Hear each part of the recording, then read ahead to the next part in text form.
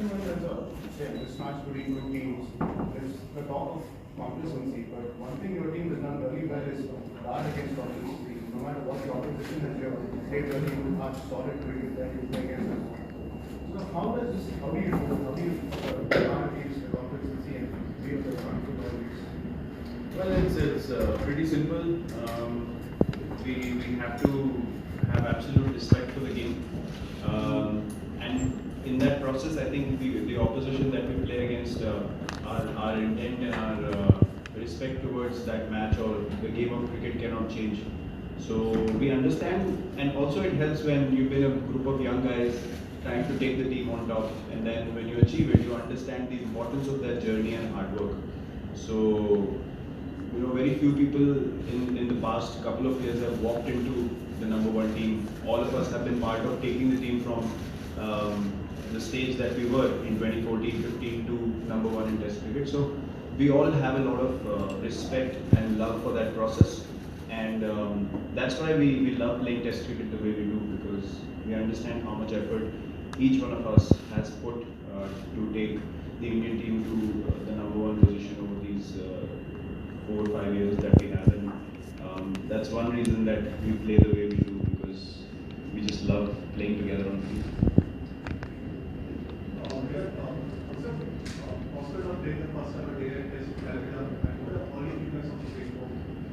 It's quite exciting. I think it's a new way to bring excitement to Test cricket. So we are all very excited about that.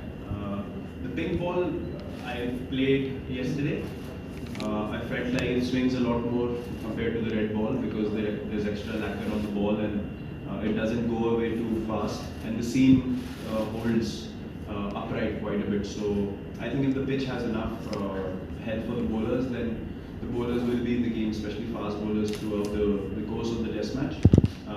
I don't quite know how the old ball behaves, because with the dew and the lacquer going off, it will be interesting to see how much the old ball does. But again, I think with the pink ball, the pitch having enough life in it will be a very important factor. Just going on with the pink ball, how challenging is it to actually prepare for what's lying next week and not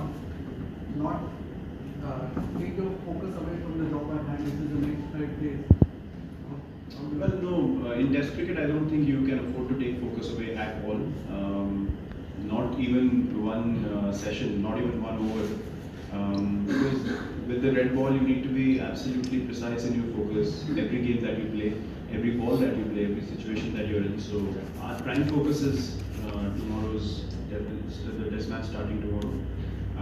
When the pink ball test arrives, obviously, as I said, we're quite excited about it. But there's always an excitement in the air before any test match when it begins. Especially when you go for the toss in the morning and the first session has to start. I think that's a different kind of feeling we all have. So we're all looking forward to that first, and then we'll focus on the coordination after.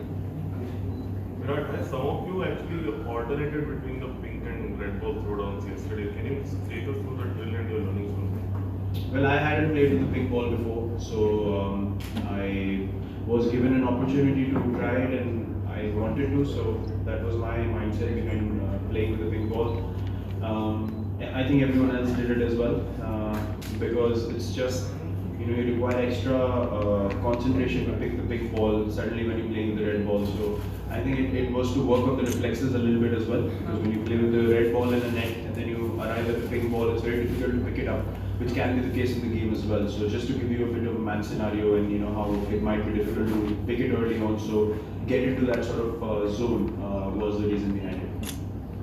Virat, do you think Bangladesh will be more competitive than South Africa in Indian side? Well, they're used to playing in similar conditions, so we definitely think that they will know their game plan and they will know what they need to do.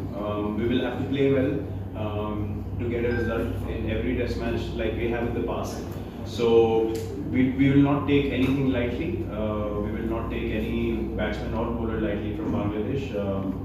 When they play well, they can be a very skillful team, and they have the ability to play some really good cricket. So we will have respect for that, but more than that, we will have belief in our own team. Virat, everything worked very well for you in the South Africa series, starting with the losses. So still when you go into another series, do you see something, any particular aspect you want to get better at in this series? Is there something maybe bowling with a softened ball that was the only time where South Africa seemed to do better in that series? Look, you can always look at things in hindsight and find areas to improve what you can, but Test cricket, there's a very delicate sort of balance. You can't, if you are too defensive with the soft ball, then the opposition knows that you're not trying to take wickets, and by the time the hard ball arrives, they're already set and feeling settled, and you could leak even more runs. So I think the idea is to have a balanced field, maybe in outfields with the softer ball, still keep attacking the batsman, try to take a wicket, even with the soft ball, maybe a couple of wickets, and then when the hard ball arrives, you can be on top again. That's been successful for us. Honestly, after the series that we had against South Africa, it's very difficult to pinpoint what are the things which are alarming that we need to work on. I think we had a pretty complete series. The challenge would be to keep up those standards again and play that kind of cricket again, which I feel the guys are in the frame of mind to do that. They're hungry. Everyone looks really happy, anticipating the test match, excited for it. So I don't think there's much that we need to think of too much. It's just that, as you rightly mentioned before, complacency is one thing that we need to keep away from this team, and as long as the belief is to win games of cricket, that complacency will be on the side. Sir मेरा सवाल मतलब है match तो आप जीती जाओगी कि हारा नहीं है सर, 2-4 और का स्टेडियम आपको कैसा? नहीं सर, ये कोई गारंटी नहीं है कि मैच हम जीते जाएंगे. हमें अच्छा खेलना पड़ेगा जीतने के लिए, और भारत सिर्फ फील्ड पे आने से नहीं जीता है. हाँ, मेहनत करके ही जीते हैं, पहले भी जब जीते हैं. तो आसान नहीं होगा.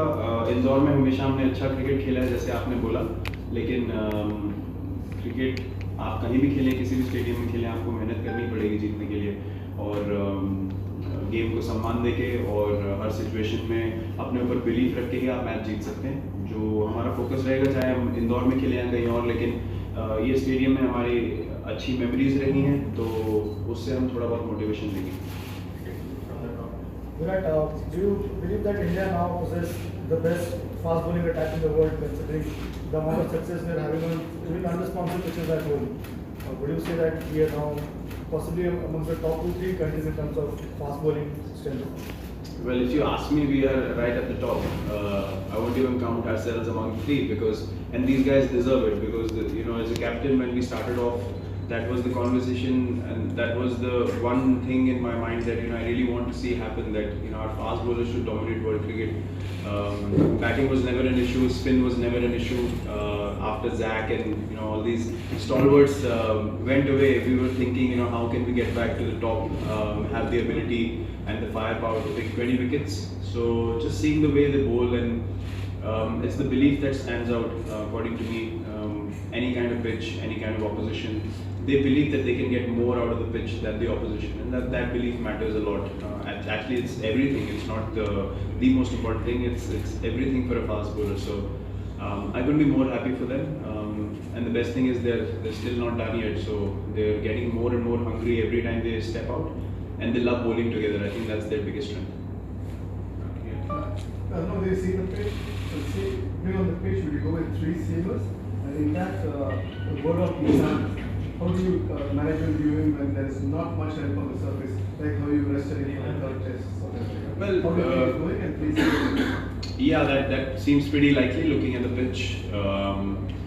Also because of the way Umesh has bowled, Shami obviously has been brilliant. Bumrah is not fit yet. Ishant's probably been our most consistent bowler in the last 2 years, and a big reason for our success in Test cricket is his ability to just keep bowling in the same area and the others come and pick up wickets. But also he has picked up 4 or 5 wickets on many occasions when he's gone through a great spell. So I think his experience will always be handy to the team, and the communication is very clear. We played cricket together since under 17, so he knows when I go and say something to him, it's purely based on what the team requires, and there's a lot of trust between us.